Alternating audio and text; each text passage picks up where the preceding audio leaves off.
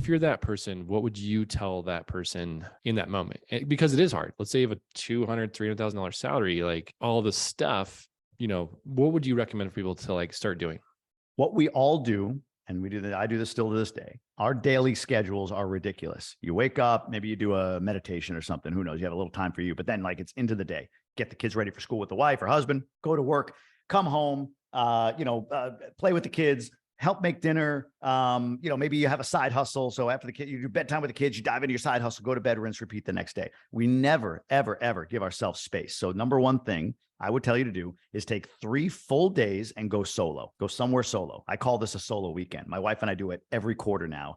It was an accidentally found sort of process where go away for 3 days. I go to a hotel up the street, like Hampton Inn for $89. My wife goes to like the W Orlando or Fort Lauderdale. There's a clear distinction between how epic each of our solo weekends are. But you can go to nature, whatever it is, but set an intention. What is it that's okay? Why am I blocked by life? Why am I feeling unfulfilled? What is it that my true purpose is? Like set a real intention for this weekend and then go into the weekend with understanding you're going to have to wind down. So, okay, Friday, Saturday, Sunday, Friday, you're going to be probably still like, oh crap, I got to text that person. I'm not available this weekend. Oh, that's right. I forgot to email this person back. Like you're going to be doing that stuff, kind of fighting things off. As you go into Saturday, the next day or whatever day you decide to do, at a certain point, it's going to get uncomfortable to not just jump on your phone or whatever and meditate and read and just be for a little bit. And as you go through Saturday night into Sunday, it's amazing how everything kind of calms down. And the 2 things I think you need to do for sure, and there's a few other things you can do, is you need to meditate and you need to journal. So you got the intention, give yourself some quiet space and journal all your thoughts. It doesn't even have to be organized. Just write things down that are up here, clear it, right? It's just a mess in here. So clear it out. So do all of that throughout the weekend. And by the end of it, with your intention in hand and you writing things down, you're going to get a lot closer. You're going to propel yourself a lot closer to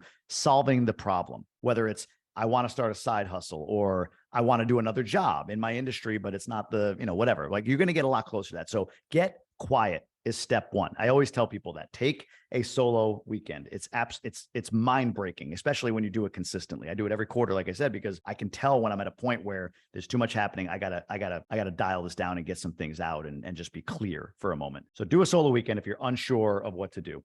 The next thing is from that solo weekend, you're going to have ideas, thoughts, plans, something that you think, maybe I want to do this. So I want to buy real estate. I want to start a side hustle, whatever it might be. There's stats out there that say that action taken within 24 hours of conception is 80% more likely to land. In other words, 80% more likely to have it happen, right? So within 24 hours, take a step. Start the LLC, buy the book, analyze 4 deals, whatever it is, but take one step within 24 hours after your solo weekend, whatever you've written down, any ideas, stream of consciousness, take one of those things and do it. Get in motion. Then the third thing is you have to be okay with the pivot. Here's what I learned exiting my W-2 job, going into real estate, online education, all the different things.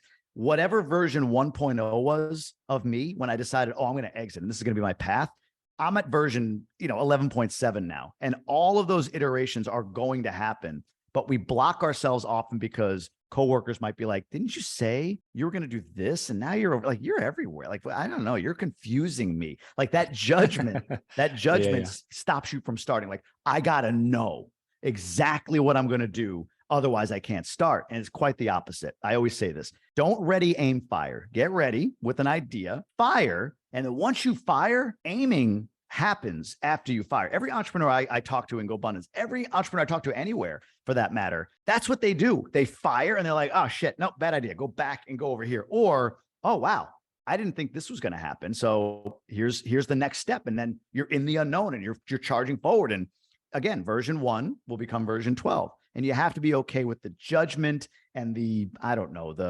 shiny object feeling that comes with your move from, I've been doing this job for 20 years. It's all I know. I don't know what I would do to, well, I got this idea. I don't know if it's the idea, so I'm not going to start and know that you're going to pivot. Oh, such good stuff, man. It's interesting. Like my wife and I were just talking about like a weekend away. Same thing, like not to get really into my situation right now, similar thoughts. Like I'm like, oh man, there's so much in here right now. I gotta just get it out. So yeah, I mean, first of all, for me, this is incredible. I'm definitely going to find a weekend and go away.